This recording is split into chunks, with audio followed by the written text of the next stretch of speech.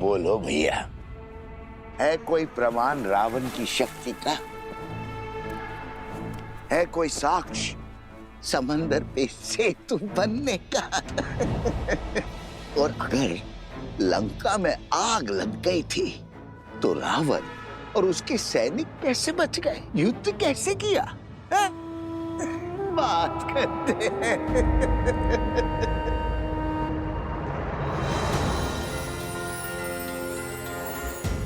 प्रभु श्री राम के यश को घटाने का प्रयास करने वाले पापी, तेरा शीश इस धड़ पे रहने के योग्य नहीं है।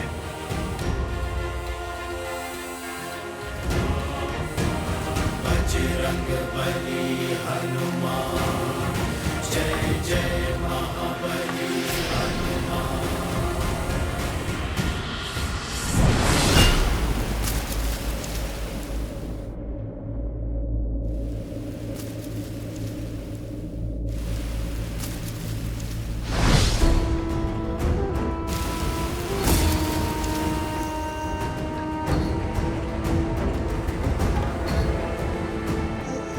बचाओ, ये वानर मुझे मार रहा है। अरे बचाओ, बचाओ, ये वानर मुझे मार रहा है। ये कैसा दुस्साहस है? ऐसे किसी को कैसे मार सकता है ये वानर? अयोध्या वासियों, देखो भैया, देखो किस निर्दयता से ये वानर मुझे मार रहा है। बचाओ, रक्षा करो अयोध्या वासियों। ना कोई तुझे बचा पाएगा और ना तू यहां से भाग सकेगा। प्रभु श्री राम की निंदा करने वाले इस हनुमान से बच के तू कहां जाएगा?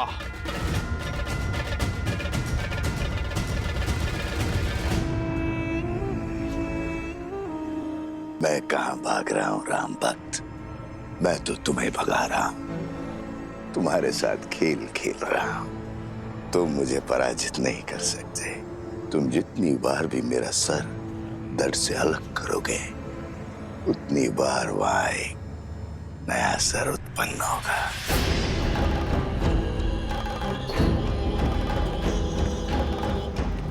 अरे देखो भैया, देखो कैसे एक वृद्ध को ये वानर मार रहा है। क्षमा करो वानर, क्षमा करो। देखो इस निर्बल बुड्ढे पर इस वानर को दया नहीं आ रही है। क्षमा करो, इस वृद्ध पे दया करो वानर। ये अन्याय है। श्री राम का भक्त और मित्र है, इसका अर्थ ये नहीं है कि अयोध्या की जनता पर आघात करेगा। ले चलो इस उद्दंडी को महाराज के पास, अब वही इसका न्याय करेंगे। ले चलो ऐसे, वही करेंगे न्याय। ले चलो ऐसे, वही करेंगे न्याय। इस आसुरी शक्ति की उलझन तो प्रभु ही सुलझाएंगे। जैसी आप सबकी इच्छा। चलो दिखाएंगे श्री राम को हनुमान का सत्य, और इस बेचारे को भी। अरे ये कहां चला गया? प्राण किसे प्रिय नहीं है, जरूर वो दुखियारा भाग गया होगा। पर हनुमान को नहीं जाने देंगे। हाँ चलो, ले चलो। बहुत उत्पात मचा चुका है ये वानर, लेके चलो इसे राज्यसभा में। अब श्री राम ही इसका न्याय करेंगे। तो फिर विलंब किस बात का? चलो। ले चलो ऐसे, वही करेंगे न्याय। महर्षि पराशर के कथन को गंभीरता से लेना होगा, हमें सावधान रहना होगा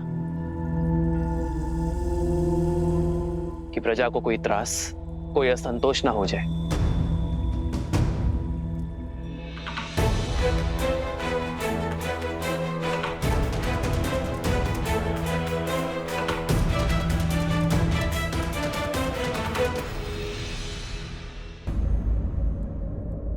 क्या हुआ? हनुमान को पकड़कर क्यों लाया गया है? प्रभु, इस वानर ने हम सभी को भयभीत कर रखा है। यही नहीं, इसके दूसरे साथी रावण से आपके युद्ध की असत्य कथाएं बता रहे हैं। असंभव। वानर भैया के विषय में ऐसा कुछ भी असत्य कह नहीं सकते। क्षमा चाहता हूँ राजकुमार, लेकिन बड़े कुटिल है ये वानर और दुष्ट भी। आज इस हनुमान ने उस वृद्ध व्यक्ति के प्राण लेने का प्रयास किया। न्याय कीजिए श्री राम।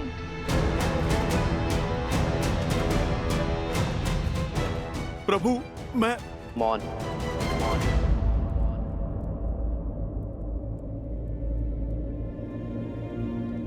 ये राम अपनी प्रजा को कभी निराश नहीं करेगा, किंतु हनुमान मेरे मित्र वानरराज सुग्रीव की प्रजा है। उसका न्याय, उसे दंड देने का अधिकार केवल मेरे मित्र वानरराज सुग्रीव को है। अयोध्या वासियों, वानरों की ओर से यदि किसी को भी असुविधा हुई हो तो मैं क्षमा चाहता हूं। मैं वचन देता हूं कि कोई भी वानर अयोध्या के किसी भी वासी को कोई क्षति नहीं पहुंचाएगा और हनुमान को किष्किंधा के नियमानुसार दंड दिया जाएगा। प्रणाम अयोध्यापति।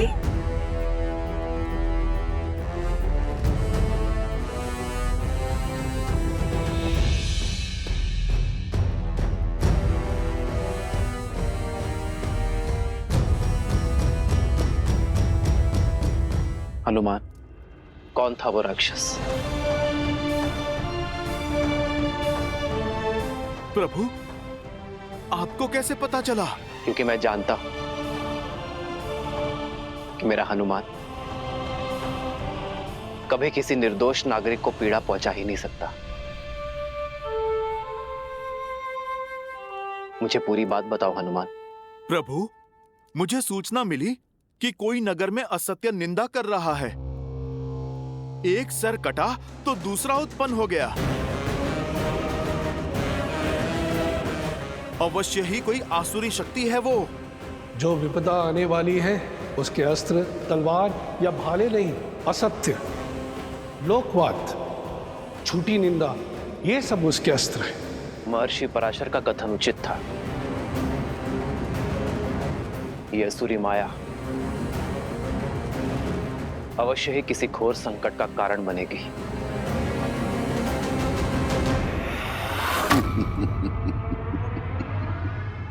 युद्ध तो अब आरंभ हुआ है राम भक्त हनुमान।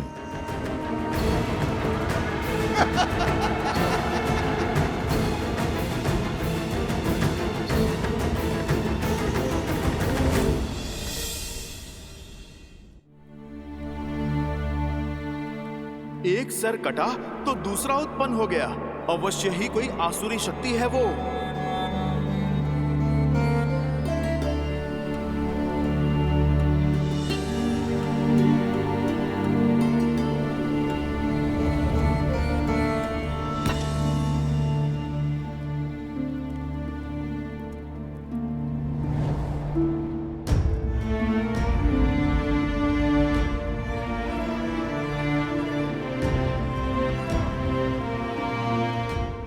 सब ठीक है ना आर्य? हर सुख दुख साथ निभाने का निर्णय लिया है ना हमने?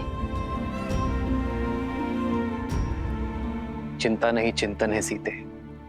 राज्य अभिषेक की सौगात के साथ राज्य का दायित्व जो मिला,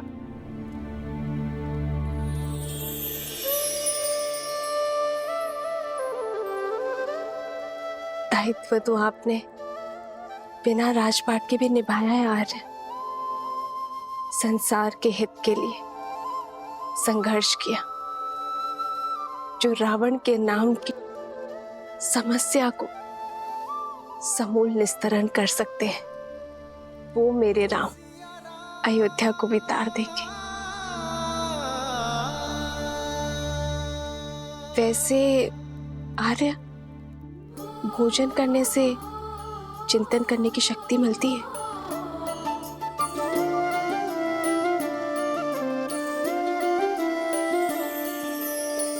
जन्म जन्म का है ये संगम, राम रतन सीता वैभव धन।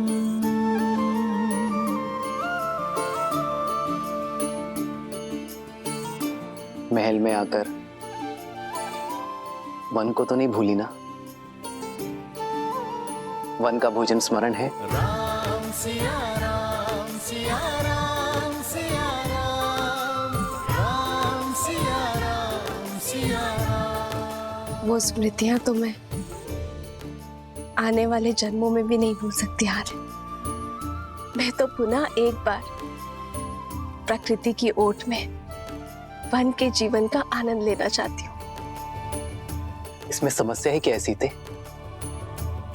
राम तो सीता की हर इच्छा पूरी करता है, और ये तो महारानी की इच्छा है। ये तो शीघ्र ही पूर्ण करूंगा।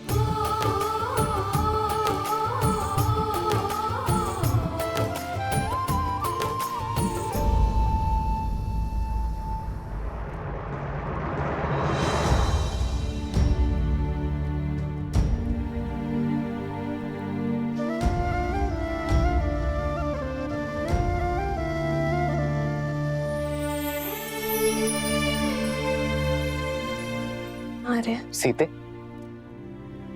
ये केसर भात तो बहुत ही स्वादिष्ट है। ये तुमने बनाया? कैसे? भात भिगोया, थोड़ा कोमल हुआ, फिर दूध में उसे धीमे आंच में पकाया।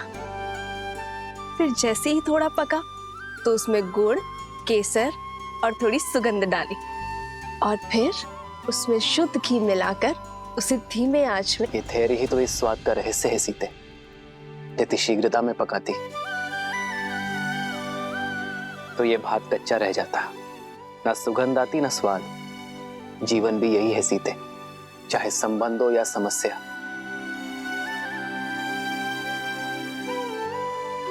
समय की आज के साथ ही इसे समझा जाता है और सुलझाया भी जाता है। और यदि शीघ्रता दिखाई तो सुख और शांति नहीं, चिंता और दुख मिलेगी। स्पष्ट कहिए आर्य। मैं तुम्हें बातों में नहीं उलझा सकता सीते,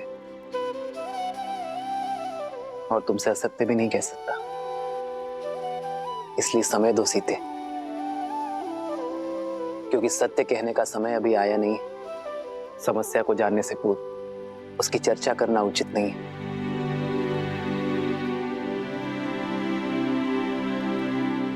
तो फिर मैं आपसे वो प्रश्न पूछती हूँ जिसका उत्तर देने में आपको सरलता हो।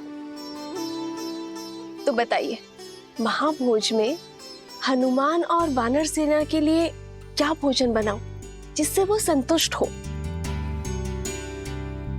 ये तो पहले से भी कठिन प्रश्न है सीते। इस प्रश्न का उत्तर ना नर दे सकते हैं ना नारायण, और चिंतन भी समय के साथ इसे सुलझा नहीं सकता।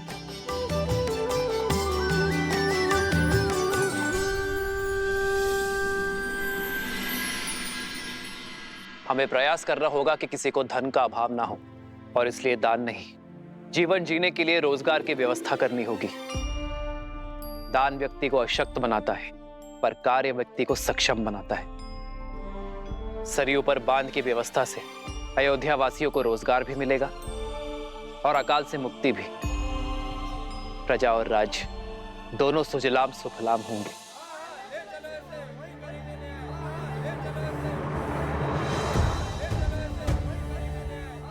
ये कोलाहल कैसा? ऐसा प्रतीत होता है हमारी प्रजा है महाराज। मैं अभी सैनिकों को भेजकर शांत करवाता हूँ। राजा को शांत नहीं, संतुष्ट करना होता है सुमंत जी। प्रजा का सुख मुझ तक पहुंचे ना पहुंचे, उनका असंतोष अवश्य पहुंचना चाहिए। उन्हें भीतर बुलाइए। रक्षा करिए महाराज, रक्षा कीजिए, हमारी रक्षा कीजिए, रक्षा कीजिए, हमारी रक्षा कीजिए, रक्षा कीजिए महाराज, रक्षा कीजिए महाराज, रक्षा कीजिए महाराज। शांत हो जाइए। जो बात है निसंकोच कहिए, निर्भय होकर कहिए। हमारे प्राण संकट में है, रक्षा कीजिए महाराज, हमारी रक्षा कीजिए,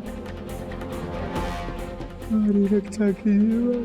पश्चिम की ओर से राक्षसों ने हमारे ऊपर आक्रमण कर दिया और हमारे अनेकों भाइयों को उन्होंने मार डाला। हमारा धन दान सब कुछ लूट लिया उन्होंने।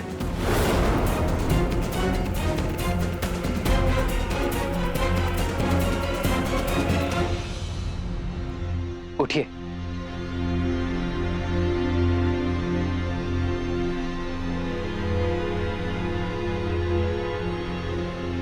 कौन है ये राक्षस? क्या नाम है उसका?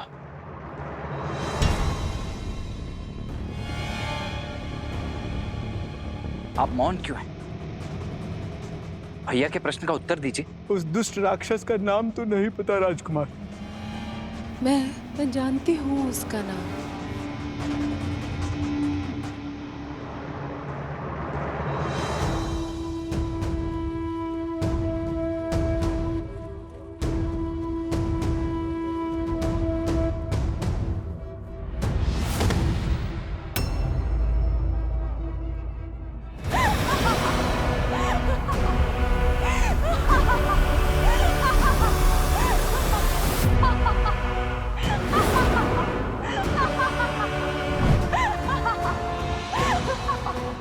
शूर्पणखा।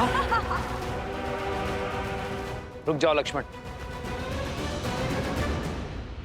मेरे मामा भस्कर्ण ने बचाया है ये हाहाकार तुम्हारे राज्य में राम। वो भास्कर्ण जो संपूर्ण राक्षस कुल का प्रतिशोध लेंगे, हमारे खोए हुए मान सम्मान को लौटाएंगे। है बल तो आओ और लड़ो उनसे, बचा लो अपनी इस अयोध्या को।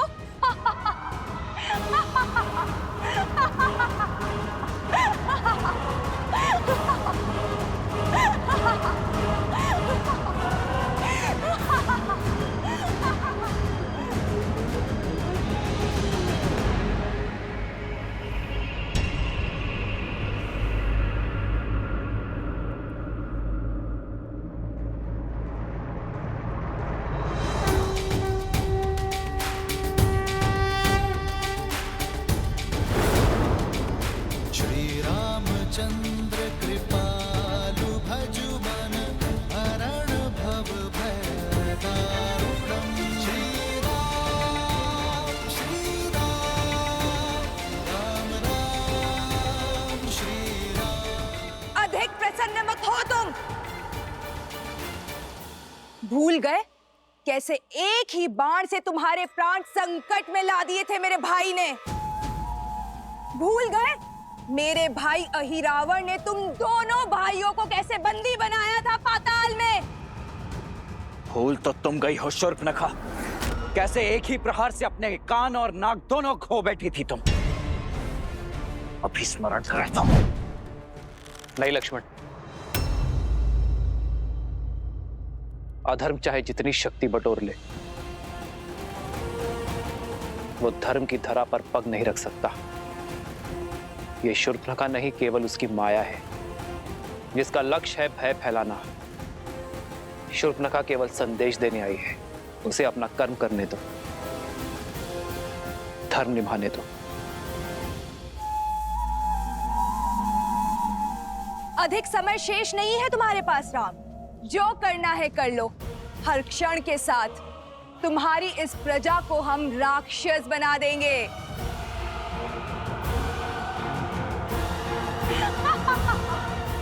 तुम्हारा कार्य पूर्ण हुआ शूर्पणखा। तुम्हारा संदेश मुझे मिल गया है। अब इस वृद्धा की देह को छोड़ दो।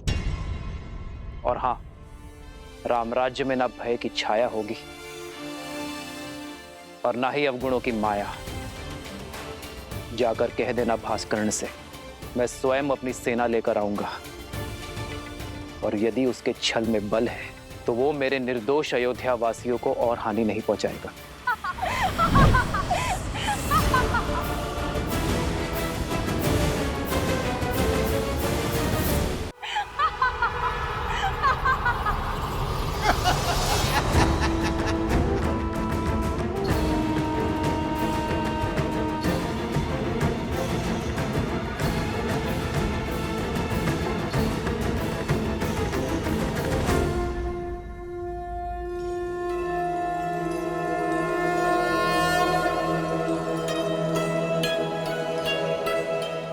माता, आपने स्मरण किया?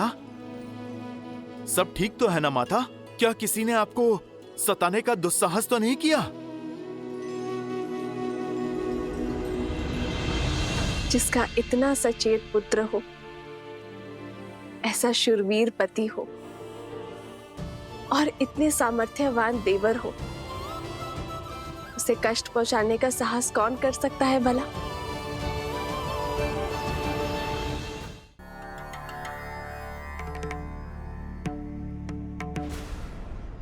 सहस्त्रमुख,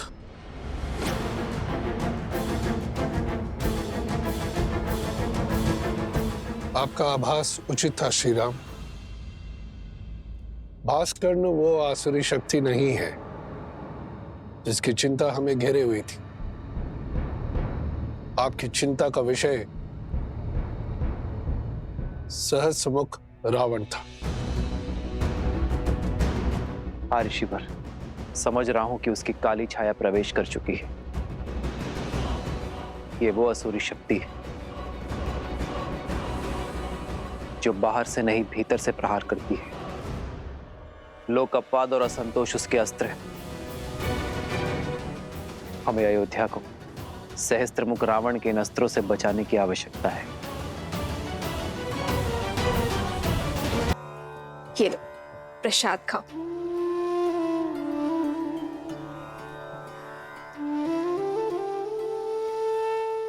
तुमने केवल मुख से ही माता नहीं कहा हनुमान, मन से भी माना है। इसलिए आज ये माता अपने पुत्र को उनका प्रिय भोजन खिलाना चाहती है। ओह, तो हमारी माता वचन अनुसार महाभोज का प्रबंध कर रही हैं। अद्भुत।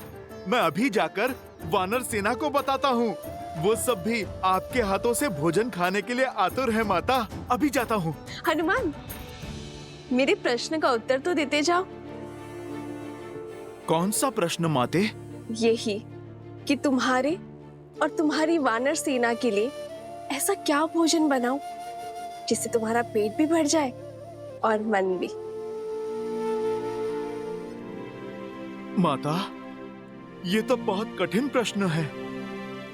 वो क्या है ना, वानरों को भोजन तो बहुत प्रिय होता है और यदि आपके इन हाथों से मिले वो तो अमृत है। अद्भुत। माता, मैं एक काम करता हूँ। मैं अभी अपनी वानर सेना से पूछ कर आता हूँ। वो क्या है ना, इसका उत्तर तो मेरे पास भी नहीं है।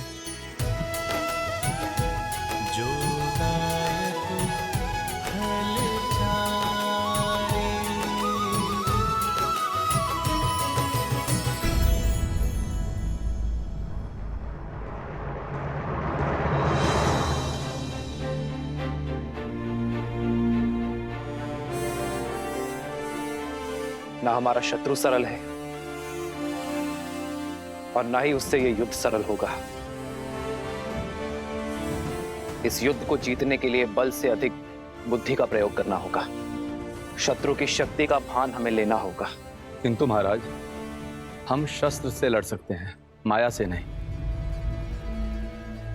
मुझे आज्ञा दीजिए भैया। वन में आने को मायावियों को धराशायी करने का अनुभव है मुझे। इन्हें भी परास्त करने का कोई ना कोई मार्ग अवश्य ढूंढ ही लूंगा मैं। लक्ष्मण, वन में आए संकट और प्रजा में छाए आतंक में अंतर होता है। सर्वप्रथम हमें इस बात का ध्यान रखना होगा कि हमारी प्रजा आतंकित ना हो।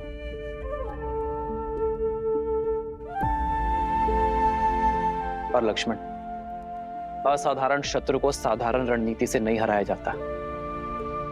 हमें सैन्य बल के अतिरिक्त कुछ और भी चाहिए होगा। भास्कर्ण और उसका पुत्र संघार दमन, ये दोनों साधारण राक्षस नहीं है। बल और छल के धनी है, माया विशेषज्ञ है, रक्तपात के प्रेमी है। जो भी इनके सामने आता है उसे वे मृत्यु के घाट उतार देते हैं। अपने माया के बल से वो अंधकार में भी प्रवीणता से युद्ध करते हैं।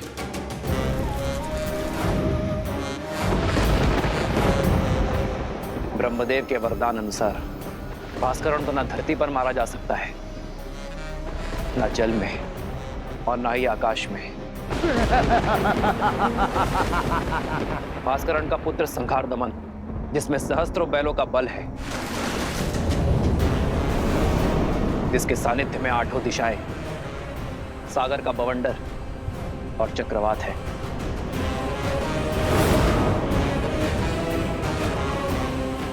केवल यही नहीं राम, साथ ही वो उभयचर भी है, जो जितनी सरलता से थल पर रह सकता है, उतनी ही सहजता से जल में भी जी सकता है। ब्रह्मदेव के वरदान के अनुसार उसकी मृत्यु जल के भीतर ही हो सकती है, वो भी तब जब उसकी श्वास नली काट दी जाए।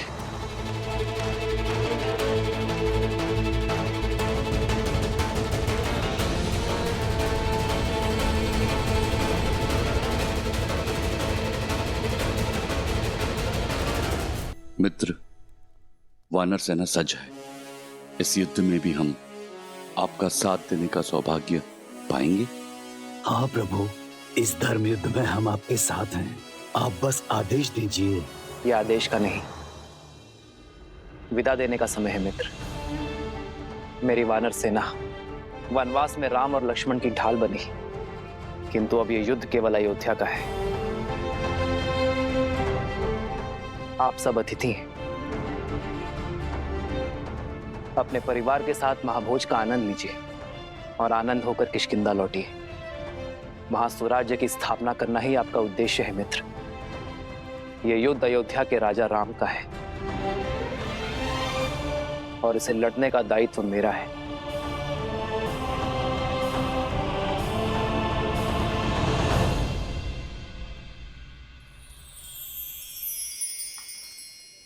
ये क्या है हनुमान? माता, ये खाने की सूची। इतनी बड़ी सूची? ये तो केवल आरंभ है माते। सूची तो बहुत लंबी है। माता, आप भोजन खिलाकर हमारे तन और मन को तृप्त करना चाहती है ना? आपने मेरी सहायता मांगी तो लीजिए, मैं सूची ले आया। माता, निभा दिया मैंने अपना कर्तव्य।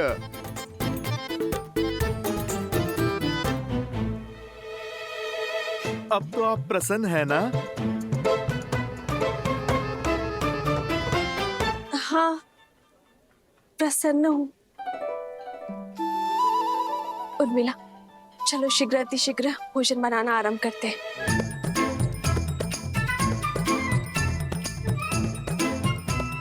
समझ नहीं आता पहले क्या बनाए दीदी, आरंभ कहाँ से करें? ना ही इस दुविधा का अंत दिखाई दे रहा और ना ही इस सूची का। आप इतनी सारी चीजें कैसे बनाओगे? वचन से बंदी हूं ना, पीछे नहीं हटूंगी। चलो।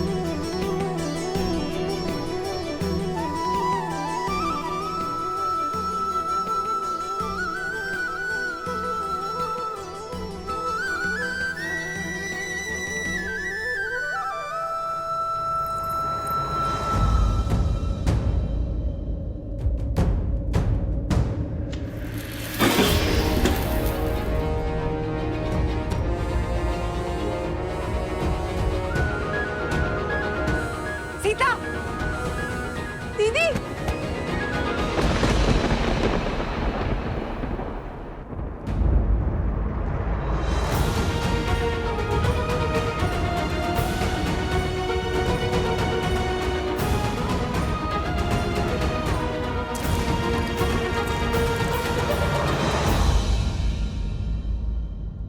यदि हमें शत्रु के बल का पूरा ज्ञान हो जाए तो समझो ये युद्ध हमने आधा जीत लिया है। अब समय आ गया है कि अपनी शक्ति को इस प्रकार सज्ज करें कि हमारा शत्रु अचंभित हो जाए। हमें उपयुक्त शस्त्रों को खोजना होगा। प्रभु, प्रभु, प्रभु, वो माता सीता। प्रभु, क्या हुआ सीते को? क्या हुआ सीता को? बोलो हनुमान। प्रभु, वो माता सीता मूर्छित हो गई हैं।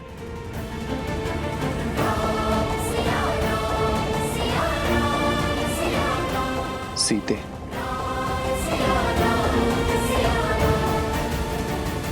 वैद्य जी, मेरी चित्त की व्याकुलता को मिटाइए।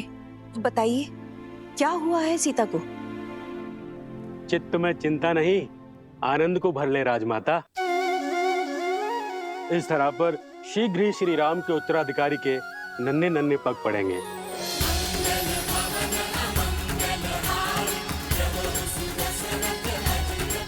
महारानी सीता रघुकुल का वंशज लाने वाली हैं।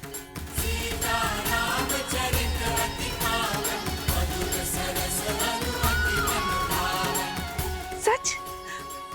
मेरे राम की संतान आने वाली है। आपको कोटि कोटि धन्यवाद।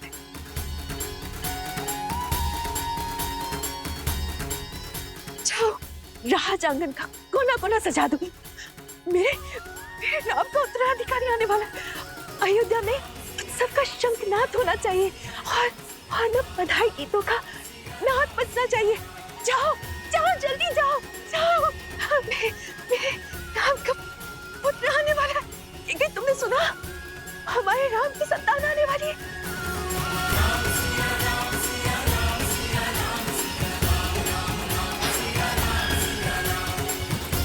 सुनो सुनो सुनो, शुभ समाचार है। महारानी सीता माँ बनने वाली है।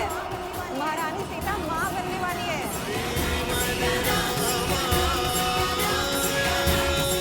सीते,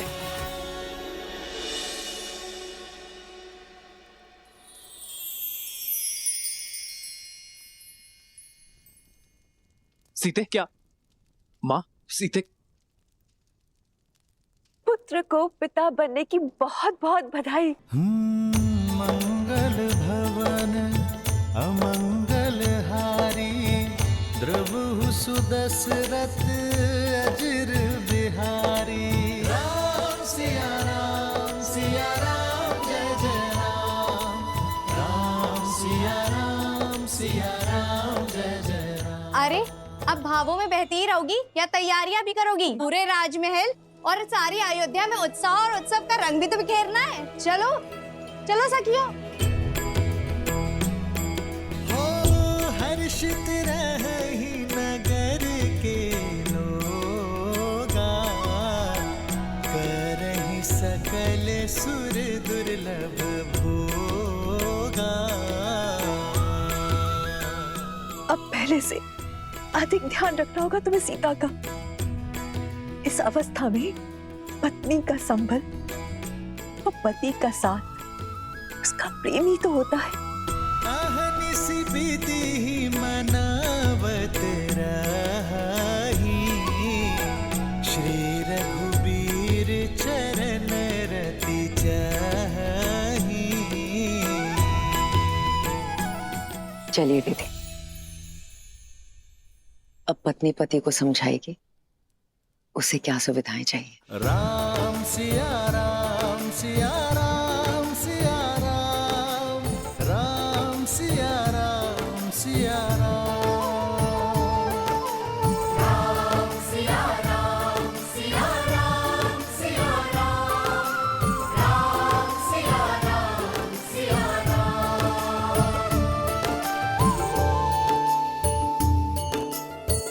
जन्म जन्म का है ये संगम, राम रतन सीता वैभव धन।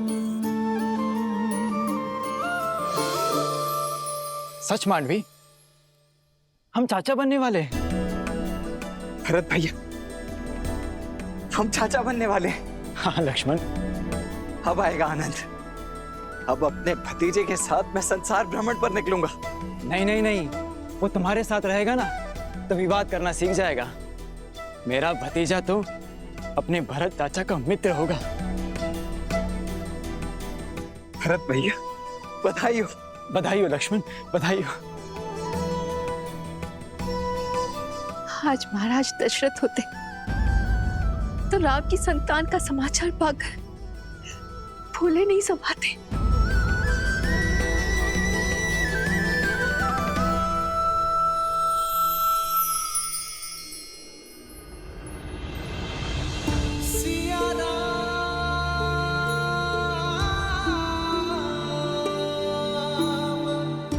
सिया राम आपका मौन मुझे व्यथित कर रहा है। क्या आप प्रसन्न नहीं है? प्रसन्नता तो इतनी है कि मेरे शरीर के कण कण में भर गई है सीते। शब्दों को बाहर निकलने का स्थान ही नहीं बचा। पिताश्री की प्रसन्नता का आज आभास हुआ मुझे। अपनी संतान के प्रति उनके प्रेम का भान हुआ। जब पिता बनने का आभास होना इतना मधुर है, तो पिता बन जाना कितना सुंदर होगा।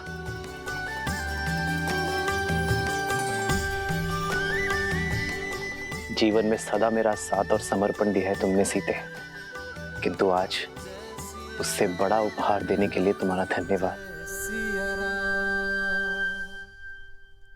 रघुकुल का कुलदीपक आने को है, ऐसे में महारानी का आहार विशेष और विशिष्ट होना चाहिए। राजमाता प्रणाम। मैया ने संसार का सबसे बड़ा सुख दिया है प्रभु को। आप उनसे कहिएगा अब वानर सेना भोज का 2 गुना आनंद उठाएगी।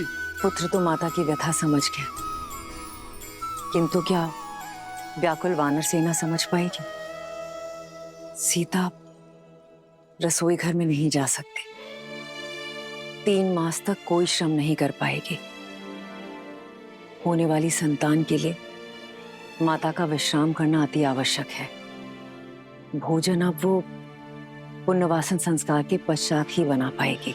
माता, ये तो शुभ है। कुमार और प्रभु श्री राम का भोज एक साथ हो जाएगा। और आप वानर सेना की चिंता ना कीजिए। हम वानर तन से चाहे कितने भी कठोर हों, मन से उतने ही भोले और कोमल है माता। उन्हें तो मैं व्यंजन की और भी लंबी सूची बनाने में उलझा दूंगा माता। माता, प्रभु श्री राम के पुत्र के लिए उनके भक्तों को ये प्रतीक्षा भी स्वीकार है।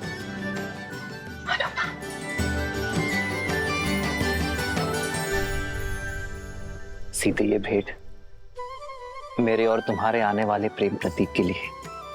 अच्छा,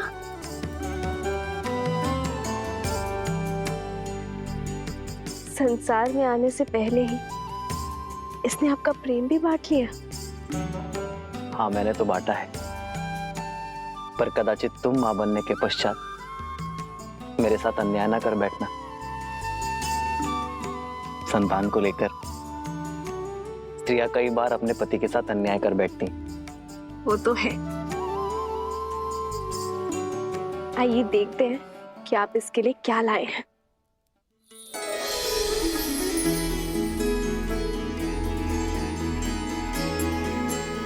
वेद मंत्र के ताड़पत्र, बस? हाँ सीते, क्योंकि अपनी होने वाली संतान में धर्म के बीज बोना ही माता पिता का सबसे बड़ा कर्तव्य है। एक स्त्री को तो जीवन भर उपहार में वस्त्र और आभूषण मिलते हैं, किंतु गर्भावस्था में एक स्त्री के लिए उत्तम भोजन और ये पुस्तक ही सर्वश्रेष्ठ उपहार होता है। इनसे जागी चेतना केवल गर्भवती को ही नहीं, उसके गर्भ को भी धर्म के साथ जोड़ती है। आज जो संस्कार हम अपनी होने वाली संतान में डालेंगे, वही संस्कार इस समाज और इस संसार को उज्जवल बनाएंगे सीते। हमारी ये नई यात्रा आज आरंभ हो चुकी है। ये मंत्र और हमारी शिक्षा हमारी होने वाली संतान को उच्च आचरण देंगे। जो धर्म नारी को सर्वोपरि मानता है, उनका सम्मान करना सिखाएंगे। नारी माता, बहन, गृहिणी का सम्मान करना अति आवश्यक है सीते। उन पर अन्याय और अत्याचार करना महापाप है। इस विचार का प्रचार और प्रभाव केवल हमारी होने वाली संतान पर ही नहीं, संपूर्ण समाज पर होना चाहिए सीते। आज तक मुझे मिली हर भेंट से अधिक अनमोल आपका दिया ये उपहार है आर्य। इसे पाना मेरा सौभाग्य है और मैं वचन देती हूँ आप हमारी संतान सदा धर्म और न्याय का संस्कार पाएगी, नारी का सम्मान करेंगे और उसका प्रचार और प्रभाव समाज पर डालेगी। राम सिया राम जय जय राम। राम सिया राम जय जय राम।